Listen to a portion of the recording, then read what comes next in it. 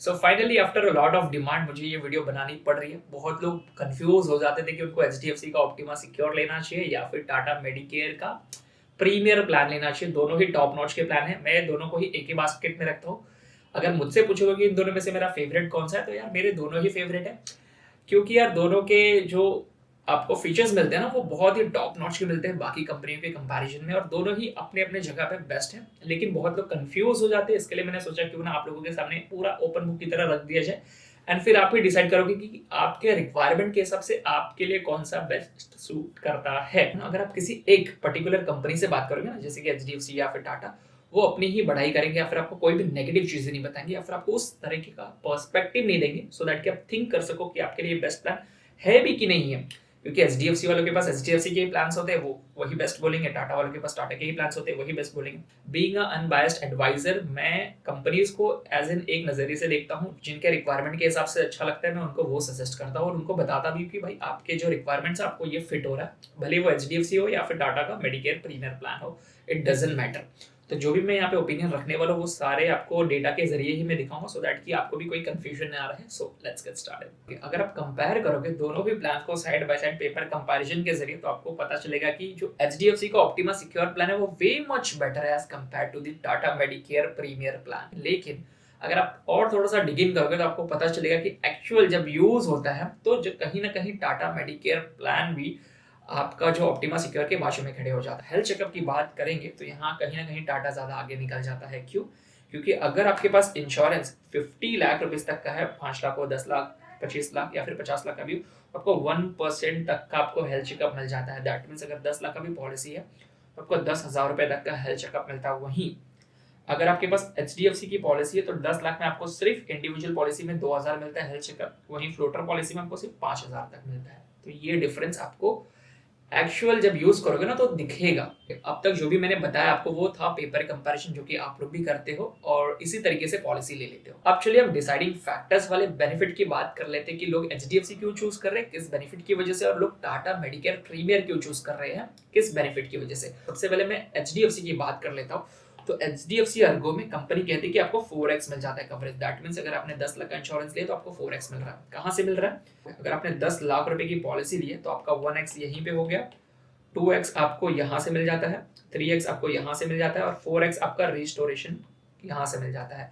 But अगर आप देखोगे तो एट द एंड आपके पास जब ये 2x मिल गया, आपका जो 10 लाख का बेस है ये आपका 3x हो गया। अब ये जो रिस्टोरेशन है ना, ये एक्चुअली 4x तो मिलता है, लेकिन आपको काम एक साथ आप 4x यूज ही नहीं कर पाओगे। एट द एंड आप 3x ही यूज कर पाओगे। कभी भी आपको क्लेम आएगा जब 3x खत्म हो जाएगा, तब जाके आप रिस्टोरेशन यूज कर पाओगे, जो कि 4x होता है। कंपनी तो बोल ही रही है ना कि आपको 4x मिल रहा है, लोगों को लगता है कि 4x एक साथ यूज कर सकते हैं, लेकिन ऐसा नहीं है। तो यही इनका डिसाइडिंग फैक्टर होता है कि लोग इस पॉलिसी में बहुत ज्यादा अट्रैक्ट हो जाते हैं, बिकॉज इनका क्लेम सेटलमेंट रेशियो बहुत अच्छा है। लोग इनका क्लेम रेशियो तो देखते ही नहीं है, कंपनी बताती भी नहीं है। कस्टमर केयर बस यही फोकस करेंगे, भाई हमारा क्लेम सेटलमेंट रेशियो 95% है, 98% है, 92% है, यही सारी चीजें।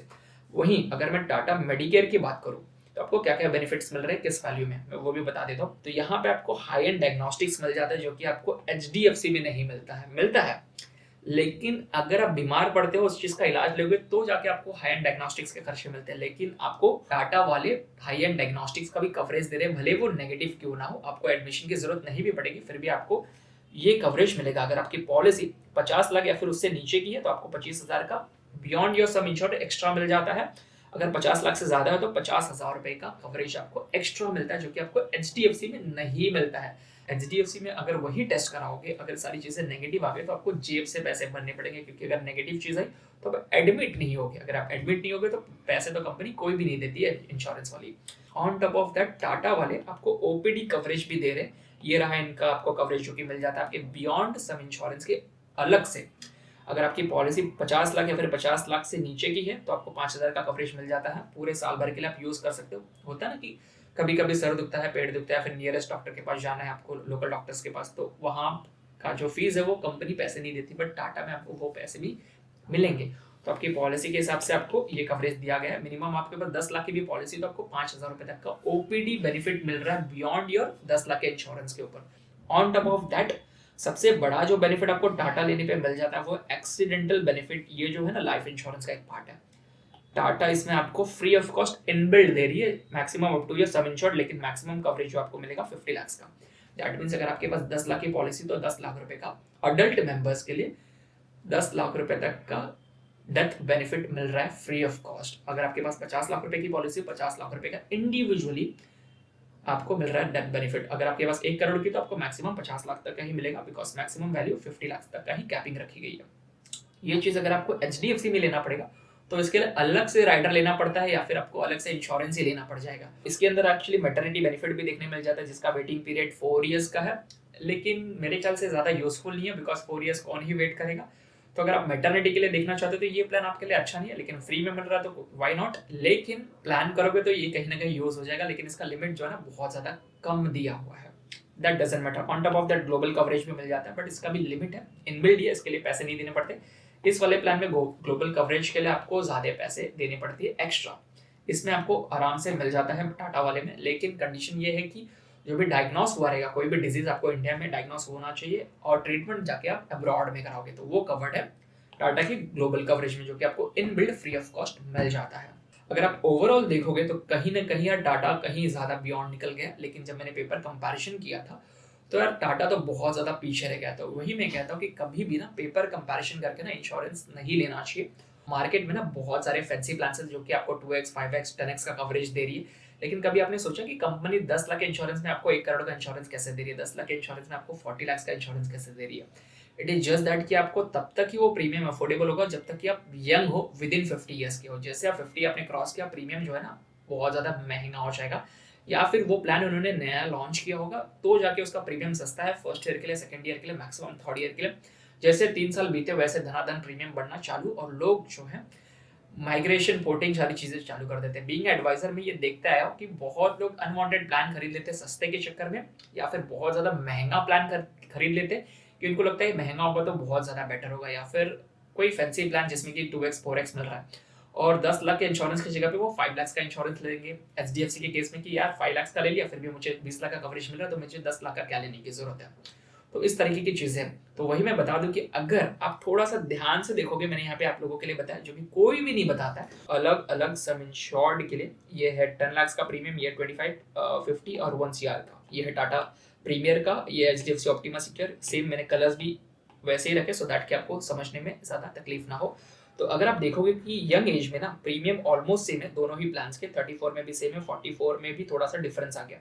तो HDFC का 44 में कहीं ना कहीं महंगा जा रहा है, 54 में तो बहुत ज्यादा महंगा चला गया, 64 में तो कुछ ज्यादा ही डिफरेंस हो गया। वहीं अगर मैं 50 लाख की बात करूं तो यहाँ पे अगर आप देखोगे ध्यान से तो सेम चीजें दिख रही है आपको कि दोनों ही प्लान्स में आपको महंगा जा रहा है। ये सारी चीजें अगर आप ध्यान से देखोगे यहाँ पे चार्ट्स में, तो यहाँ पे ऑलमोस्ट प्रीमियम सेम है, यहाँ पे ऑलमोस्ट सेम है, यहाँ पे ऑलमोस्ट सेम है हर सम इंश्योर्ड के लिए। अगर आपकी एज 24 से लेके 44 या फिर 24 से लेके 34 के बीच में है तो टाटा वालों ने तो सेम रखा है प्रीमियम, लेकिन HDFC ने बढ़ा दिया। जैसे 24 में आपने ये प्रीमियम दिया था तो 34 में आपको HDFC के लिए थोड़ा सा प्रीमियम ज्यादा देना पड़ेगा। वही टाटा वालों ने एक एज ब्रैकेट बनाया कि भाई यहाँ से लेके हम यहाँ तक, उन्होंने बड़ा एज ब्रैकेट रखा है सो दैट की प्रीमियम आप यंग एज में कम पे करो बिकॉज रिस्क फैक्टर कम होता है। तो ये चीज भी आपको ध्यान देना है कि प्रीमियम कौन सी कंपनी किस एज फैक्टर में बढ़ाएगी।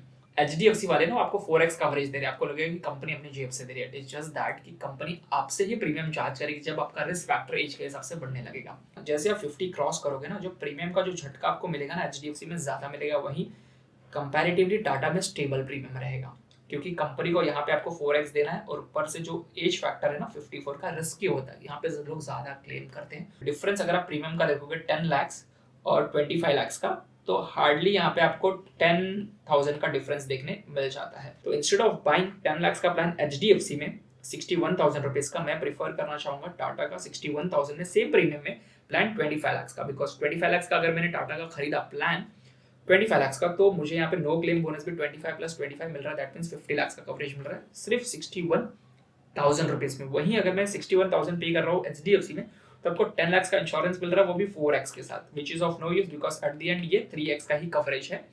एंड अगर आपको प्रीमियम ज्यादा लग रहा है, आप शिफ्ट करने का चाहोगे क्योंकि आपने लॉन्ग लाइफ चला के आया ये प्लान 64 के एज में, को शिफ्ट करना है दूसरी कंपनी में शिफ्ट करोगे तो 10 लाख ही आपको प्लस नो क्लेम बोनस जो बेसिक वाला था ना 100%, वही आपका ट्रांसफरेबल है। जो 2x था फर्स्ट डे से जो मिल रहा था वो ट्रांसफरेबल नहीं है। दैट मीन्स आप दूसरी कंपनी में भी नहीं जा सकते, आपके पास कुछ भी ऑप्शन नहीं होगा आपको हाई प्रीमियम पे करने के अलावा। तो कहने का मतलब ये है कि अगर आप HDFC लेना चाहते हो वेल एंड गुड, अगर आपके पास बहुत ज्यादा पैसे हैं तो। नहीं तो HDFC के अलावा भी मार्केट में बहुत सारे प्लान है, बस आपको एक्सप्लोर करने की जरूरत है। हमेशा बेस्ट के पीछे मत भागो, इट इज जस्ट दैट आज का बेस्ट है वो कल का आउटडेटेड प्लान हो जाता है हमेशा। एंड आज के हिसाब से मत सोचो, लॉन्ग टर्म का रखो, सो दैट कि आप कितना प्रीमियम पे कर रहे हो, उसका क्या वैल्यू मिल रहा है, आपको हमेशा देखना है। सो फ्रेंड्स, इस वीडियो के लिए फिलहाल इतना ही। आई होप कि आपको एक अलग से पर्सपेक्टिव मिला हो। डिसाइडिंग फैक्टर्स तो मैंने आपको कुछ ही बताया, बहुत सारे डिसाइडिंग फैक्टर्स होते हैं, उनमें से जो सबसे बड़ा डिसाइडिंग फैक्टर है ना, कि आपको ये देखना होता है कि आपके लोकेलिटी में HDFC ज्यादा प्रोमिनेंट है या फिर डोमिनेटिंग है या फिर टाटा वाला। तो बहुत सारी ऐसी चीजें जो कि आपको मैं इस लिमिटेड टाइम में नहीं बता पाऊंगा। सो आई होप कि आपको ये वीडियो पसंद आया होगा, मेरा पर्सपेक्टिव पसंद आया होगा। वीडियो पसंद आई होगी यार तो लाइक कर देना, चैनल पे नए हो तो सब्सक्राइब कर देना। Thank you for watching this video guys, have a good day, bye.